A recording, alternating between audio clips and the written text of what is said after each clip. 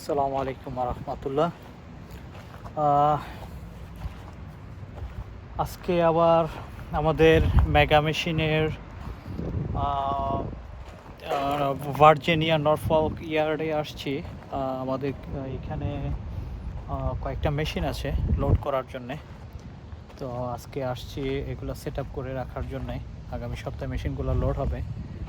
তো আমার সবসময় আমাদের মেশিনগুলো লোড করার জন্য আসলে আমি নিজে থেকে সবগুলো মেশিন লোড করা লাগে, কারণ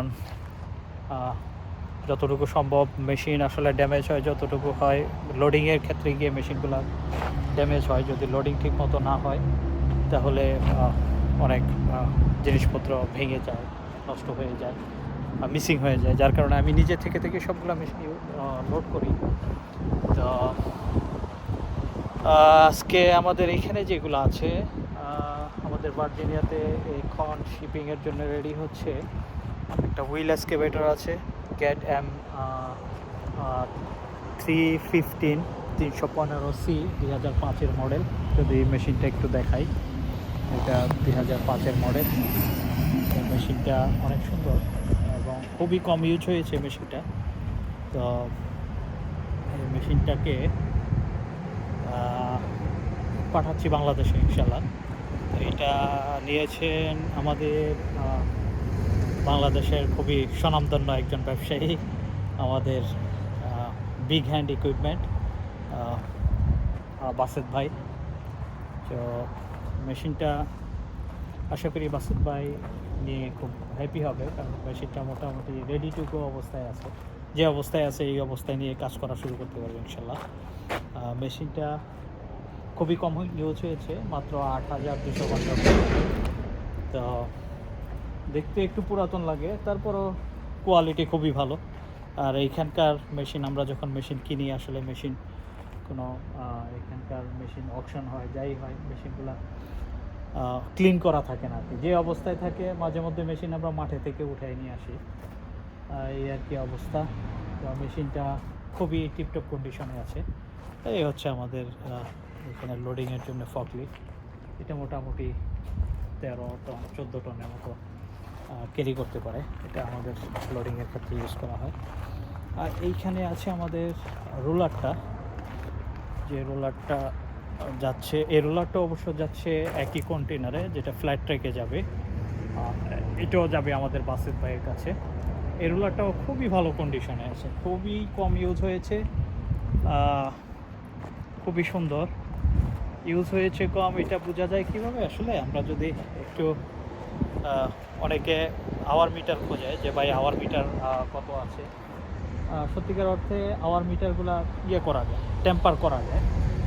বাট যদি আপনারা লক্ষ্য করেন, এখানে এই যে ড্রামের থিকনেস দেখলে বোঝা যায় যে আসলে রোলারটা ইউজ হয়েছে কীভাবে। ড্রামের ফুল থিকনেস রয়ে গেছে, খুবই কম ইউজ হয়েছে। যেখানে এই রোলারটার আওয়ার মিটার আছে 3000 সামথিং, 3000 কত ঘন্টা যেন। তো আমি যখন মেশিন কিনি আমি নিজে ইন্সপেকশন করে যেটা করি, আমার যে ইন্সপেকশন কোয়ালিটি এনশিওর করার জন্য যে বিষয়গুলো ইন্সপেকশন করা লাগে, এই বিষয়ে কিছুটা বলতে পারেন এডুকেশন নিয়েছি এইখানে আমেরিকাতে। তো আমি এই বিষয়গুলোকে মোটামুটি নিজে ইন্সপেকশন করে কিনি। তারপরও মাঝে মধ্যে কিছু ব্যাপার একটু এদিক সেদিক হয়ে যায়। এই মেশিনটা যাই হোক, এখন এই মেশিনটা খুবই ভালো অবস্থায় আছে। আশা করি এটা ইউজ করতে পারবে, অনেকদিন ইউজ করা যাবে কোনো সমস্যা ছাড়াই। তবে হ্যাঁ, মেশিন নিলে আপনার ইম্পোর্ট করলে যেহেতু পুরাতন মেশিন, কিছু মেনটেনেন্সের কাজ থাকে, এটা করাই লাগে, এটা ছাড়া আসলে কাজ করা যায় না। তো আজকে আসছি এখানে অল্প সময়ের জন্য আসছি। আর আমি আবার এখান থেকে যাব জর্জিয়া, লং ড্রাইভ, প্রায় মোটামুটি 1500-2000 কিলোমিটারের মতো হয়ে যাবে ড্রাইভ, 2000 কিলোমিটারের মতো ড্রাইভ। এখন জর্জিয়া আমাদের সাবানা পোর্টে সাবানা একটা লোডিং ইয়ার্ড আছে, ওইখানে আবার আমাদের কিছু মেশিন এসেছে। ওইখান থেকে মেশিনগুলো লোডের ব্যবস্থা করতে হবে। তো এইখানে আবার আমাদের একটা জেনারেটর আছে। এই যে যদি জেনারেটরটা দেখাই, এই যে জেনারেটরটা, এটা 10 কেভি জেনারেটর, 4 সিলিন্ডার লিস্টারের ইঞ্জিন আছে এটার মধ্যে। জেনারেটরটা খুবই ভালো অবস্থায় আছে। এটা যদি খুলি আমি, এটা কীভাবে খুলি? এই তো, খুবই ভালো অবস্থায়, খুবই সুন্দর। এটা যদি ভিতরে দেখাই, এটা 4 cylinder diesel engine, 10 KV generator.